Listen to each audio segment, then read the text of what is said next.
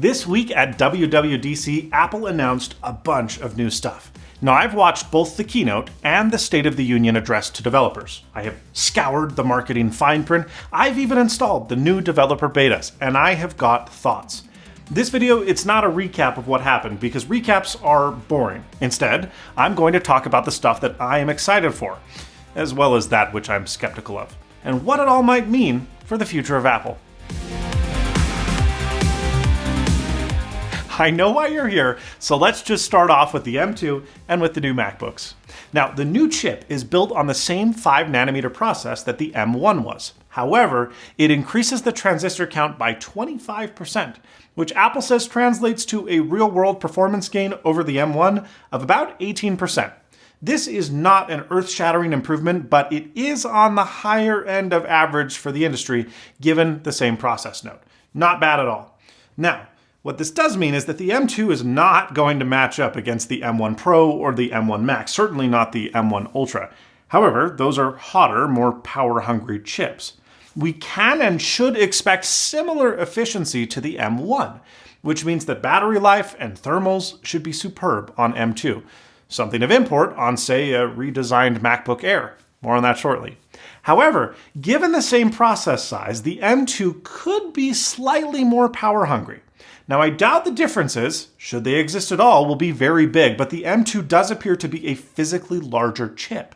Apple didn't allude to power draw relative to M1 in the keynote, but you better believe that we'll be testing that out upon release. Now, you can configure the M2 with up to 24 gigs of memory, and thanks to even faster memory bandwidth, GPU performance improves by as much as 35%. However, unfortunately, the base M2 models still ship with just 8 gigabytes of shared memory, instead of a more ideal 12 gigabyte minimum. I find this disappointing. What's also disappointing? Well, the M2 can't output to more than a single external display, so it seems that that weirdo M1 gotcha holds true for another generation. If you need to run multiple screens, you're buying an M1 Pro or greater.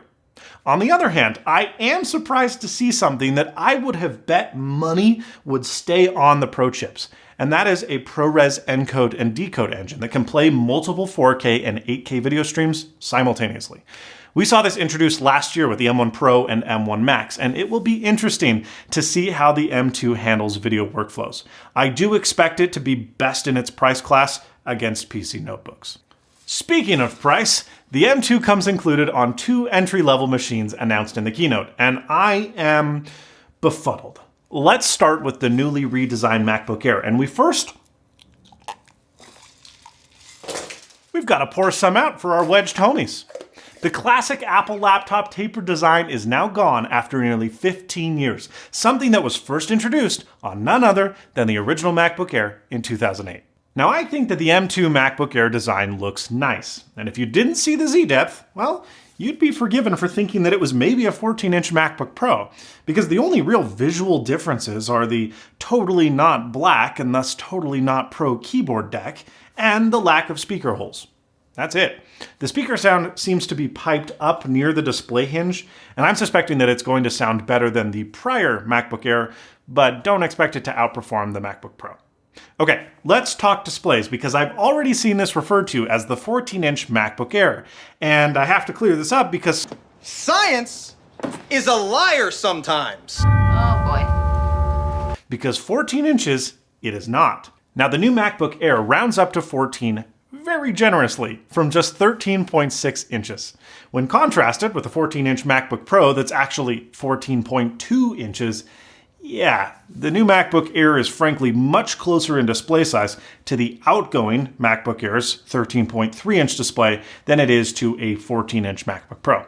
With that said, the new MacBook Air is going to feel a lot larger, as it is a 16:10 aspect ratio display below the notch, just like in last year's MacBook Pros.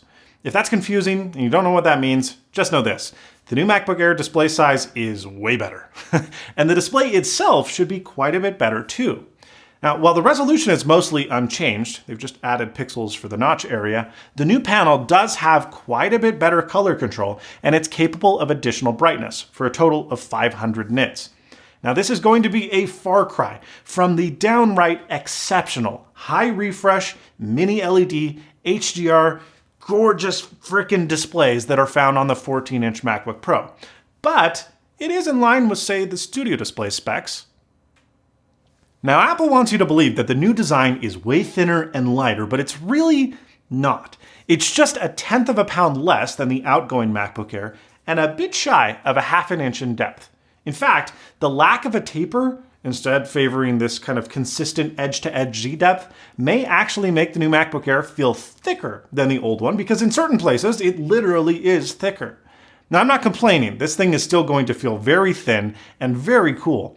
And frankly, I much prefer battery and thermal performance to thinness, but I would be lying if I said that my heart didn't yearn for a truly insane MacBook variant like my favorite long-lost 12-inch MacBook.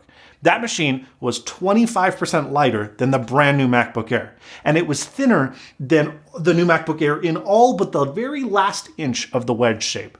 It was incredible. Of course, such a computer should not have been released in lieu of the new MacBook Air. We need this new machine. But maybe it should have been released in lieu of the other new MacBook that they announced today, which is stupid. The new M2 MacBook Pro. This takes the same 2016 MacBook Pro hardware that we've now had for 6 years, literally, and throws an M2 inside. That's it. There's still a touch bar, there's no HDMI, there's no SD card slot. There's only 2 Thunderbolt ports and no MagSafe, unlike the new MacBook Air. There is an active fan, but we determined that that's not necessary back in 2020. It's got an older, worse display, it's much thicker and heavier, it has an awful 720p webcam. Really, the only pro feature, if you can even call it that, is an extra 5 watt-hours of battery, resulting in, at best, 2 hours additional battery life, up to 17 hours of wireless web. Now, the SoC does come with 2 extra GPU cores, but it also retails for $100 more than the new MacBook Air. So if you upgrade the MacBook Air to the same specs as the MacBook Pro, they cost, what do you know? The same. Why anyone on earth would ever buy the outdated 13-inch MacBook Pro is beyond me. It's a stupid computer. And if you really care about that little 5% advantage you'll get with a fan, you're not buying an M2 machine. You're buying an M1 Pro or Max or Ultra. This is a dumb computer, and I'm getting mad at Apple again. Why? Well, because back in 2018, I had to make a video about 3 computers that Apple was selling that were all within $100 of each other in price, and it completely convoluted their entry-level lineup because Apple refused to discontinue anything. Now, I'm not saying that Apple needs to turn back into Steve Jobs and kill every successful product line just because they clutter up their portfolio, but you can't keep products around in a perpetual state of neglect. The new watchOS 9, it dropped support for the Apple Watch Series 3, a device that they literally still sell today. Now, they might discontinue that in the fall, but that's immediately discontinuing something you just stopped selling. They've always put at minimum a year buffer. Kill that. Kill the ancient MacBook Pro design. Stop confusing your less sophisticated buyers. Also, people that like the Touch Bar are donkeys anyways, so don't let them be happy. Moving to iOS, I just want to hit what I think is important, starting with the stuff I love. Dictation is something that I use on my iPhone all the time, and to see auto punctuation and the ability to interrupt mid-dictation by hand is incredible. I've tried it and it works so well. Take a look. This is a demonstration of dictation in iOS 16. As you can see, it is adding punctuation, but what's even cooler is that I have no internet connection right now. This is all being done locally on device.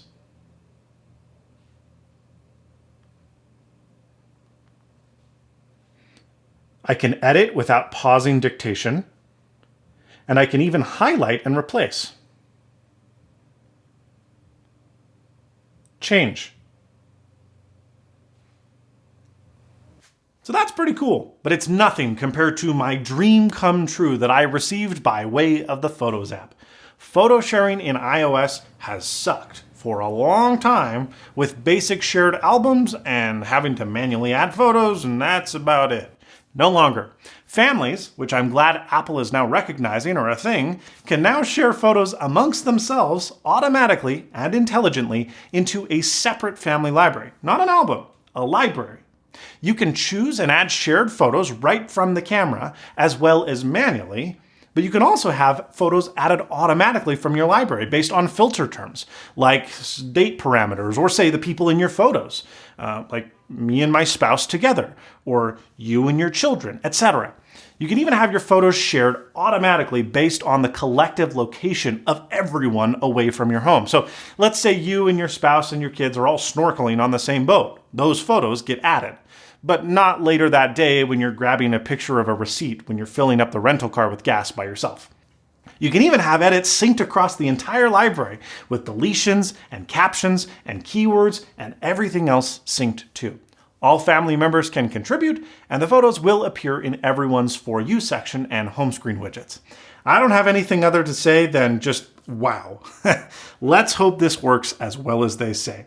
The one concern I have is that they say that everyone has equal edit permissions, and I can see a scenario where angsty teenagers don't like the way they look in certain photos and try to delete them from the family library. I would have done that, so maybe they should add some type of control per user. Other than that, yeah, it's cool. Let's move on to the shiny new feature that is the lock screen. I have played with a few new looks, and it's nice. It's not revolutionary, but it's cool to see watch complications on the lock screen, which is yet another thing that Apple has stolen from the jailbreak community. And I also think that live activities will be a great way to cut down on notification spam. Unfortunately, notifications themselves, well, they didn't really get majorly revamped, and that's something that I think Android continues to excel at, and I just wish Apple would match. They haven't. One thing that's cool about the lock screen is that you don't need your lock screen photo to be a portrait mode photo. In fact, you don't even need it to be an iPhone photo. The phone's ML engine now has built-in subject detection and isolation. You can even hold your finger on a subject in a photo and it automatically rotos it out. It's not perfect, but it is shockingly good, even with hair. I mean, just look at this. These are just a few examples. It really is pretty impressive. Now, there's no user input or refinement, which is a bummer, but in general, it does a decent enough job that you probably won't need it. Maybe I'll start using this for YouTube thumbnails. There are some wicked cool pie-in-the-sky features that will take a few years to roll out, but I still want to talk about them. Amongst which, key sharing, which is great for hotels and cars. Using your digital ID, once it rolls out to a bunch of states at scale, which will continue to take years, to confirm selected data with third-party apps. For example, you can verify your age without actually giving the third-party entity your birth date. That's great. And CarPlay. Yes, CarPlay. As a new Rivian owner, more on that in an upcoming video, and a prior Tesla owner, I have not been able to soak in the CarPlay glory, well, ever. But Megan swears by it in her Genesis, and when I use it, I love it too. Which makes the new CarPlay seem that much more insane. Now, this might be the first fruit that we've seen from Apple's decade-long tumultuous Project Titan, but in essence, it's CarPlay with complete vehicle controls like HVAC, trip data, widgets, media, and more. That's on your primary screen, but you'll also be able to use CarPlay on your dash display with gauges and turn-by-turn navigation, weather, etc. The whole entire car is powered by CarPlay.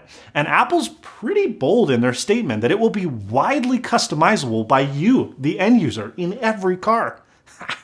Now, obviously, a lot of questions come up like, well, what if I'm in a car with those fancy new air vents that have to be moved on screen rather than manually? Or what if my display layout is really weird and specific to my car model, etc.?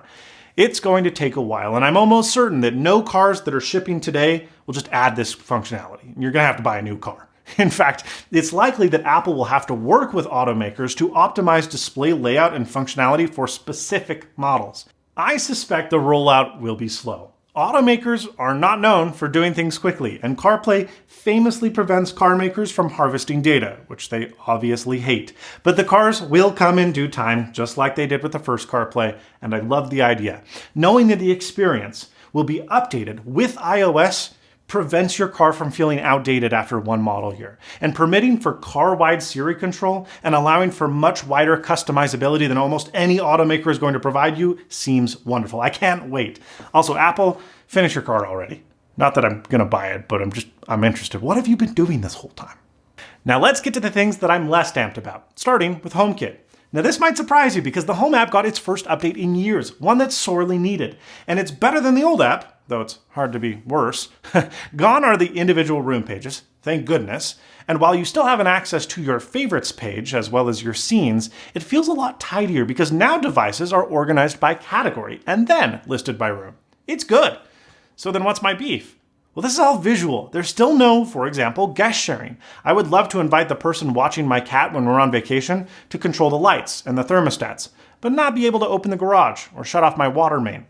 I also wish that greater automation conditions existed. Third-party apps have been doing this for years, but it adds weird crap into the Home app that makes the experience feel disjointed.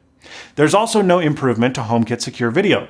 There's still issues with notification behavior, there's no 24/7 recording, and there's no footage filters for sorting. But the biggest crime is that in a home with a lot of rooms and a lot of devices, things still, even with this new UI, get cluttered really fast. iOS has this cool feature wherein it uses the U1 chips in your phone and in the HomePods to suggest that you push audio to a HomePod from your iPhone when you get within a few feet from them. It's great.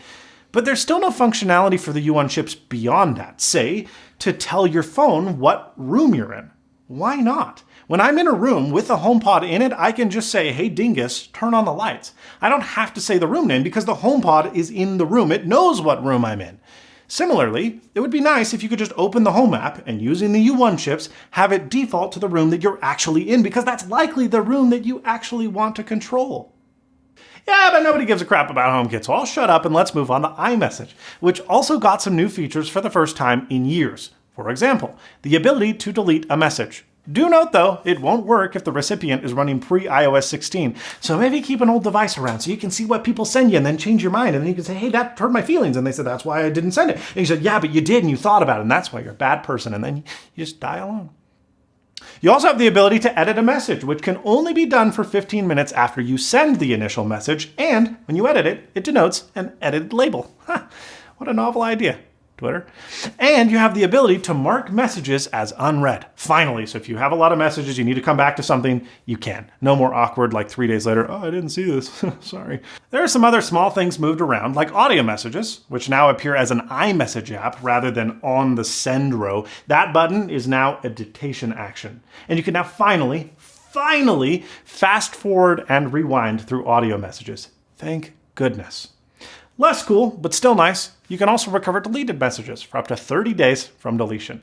These are nice quality of life improvements, but it's really nothing groundbreaking, and I still think that Messages seems pretty far behind the feature sets found in some other messaging applications, but nobody other than the United States uses it anyway, so whatever. In a similar vein, iPadOS 16 brings most of these features in addition to some new ones. Freeform is a new app coming to the iPad that allows users to create a huge shared whiteboard that supports a bunch of different types of data and media. It's designed to be used while FaceTiming, and I think that will be potentially great for brainstorming sessions and meetings. But once you need to move to something more concrete and formal, iOS 16 also now allows for system-wide collaboration. Just open the share sheet in a supported app, send the share link to someone, and you're in business. I love that this will be handled from a system level. I think it's very cool. It's boring, but it's very cool. The iPad also finally gets, after how many years? 2010, right? So 12 years, a weather app. And the weather app that we know from iOS 15 gets even more granular on both the iPhone and the iPad. It seems that Apple is putting its dark sky acquisition to use by showing forecast data for a bunch of different variables and then displaying them in gorgeous line graphs. Very nice. The biggest feature, though, is desktop-like multitasking through what Apple calls Stage Manager.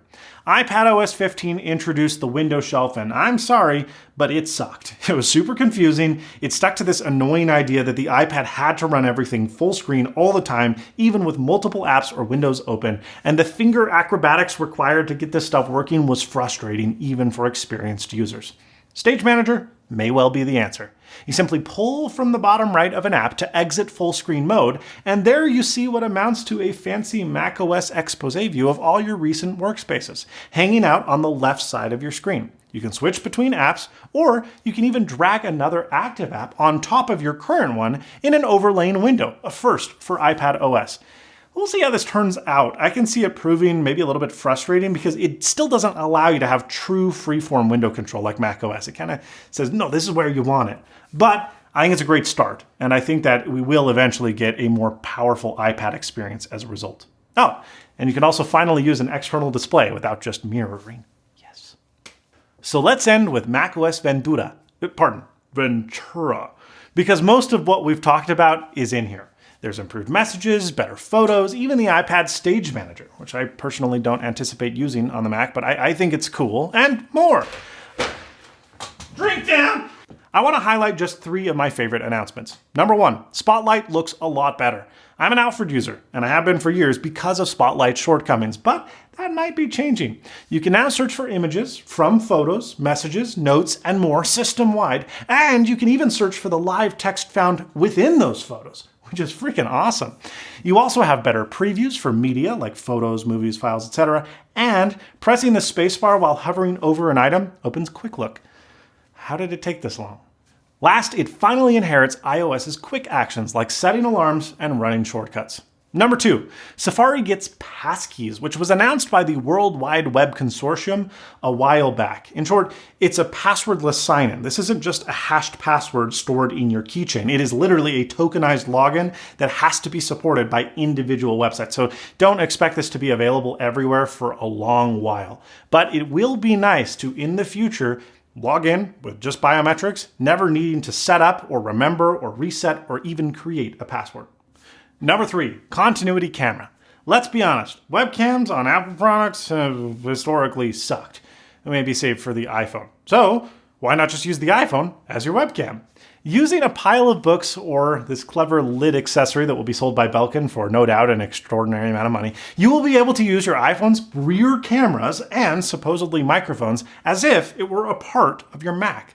Not only that, but you can even use the ultra-wide lens to point down at your table when you're presenting, which is wicked cool, if a little bit gimmicky.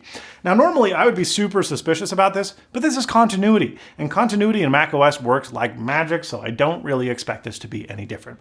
All in all, these are pretty big updates across the board. Maybe the biggest updates we've had in years.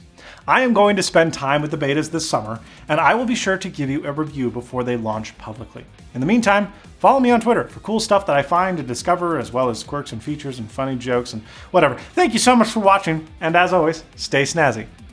iOS haptic keyboard feedback and script. Oh, there's haptic feedback. That's why I put that there. I didn't write it in the script. It's cool. Your keyboard clicks now.